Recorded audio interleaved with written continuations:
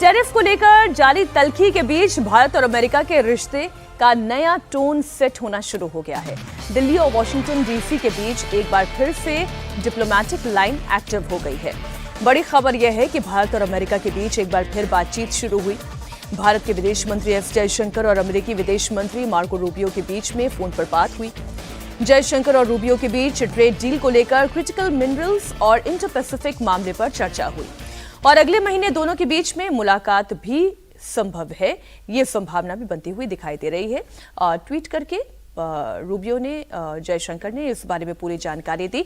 हालांकि जिस तरीके के संबंध हाल के दिनों में रहे हैं अवधेश जी, उसके बीच में इस तरीके की चर्चा होना, बातचीत होना, नहीं आशा रखें। नहीं, प्रधानमंत्री और डोनाल्ड ट्रंप को छोड़कर अमेरिका के नेताओं से भारत के नेताओं की जो विदेश मंत्री वगैरह की बातचीत होती ही रही, लेकिन सर्जियो गौर को जब से डोनाल्ड ट्रंप ने स्पेशली भेजा है जी, और उनको कुछ टास्क दिया है, उन्होंने आते आते जो बयान दिया था कि भारत के साथ अमेरिका के रिश्ते अहम है, महत्वपूर्ण है हमारे लिए। भारत महत्वपूर्ण हमारा जो है स्ट्रेटेजिक पार्टनर है, हमारा बहुत बड़ा इकोनॉमिक पार्टनर है और ट्रेड डील भी पर हमारी बातचीत हो रही है, होगी।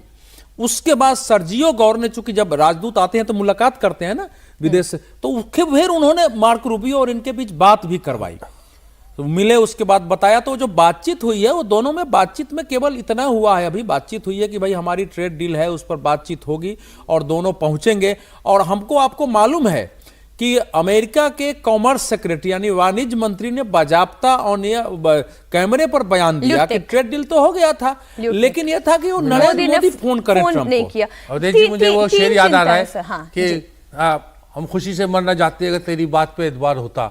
देखिए ये सारी बातें कहने में और सुनने में बहुत अच्छी लगती है, असली बात तो ये है कि टैरिफ पे टैरिफ 25% और आ गया।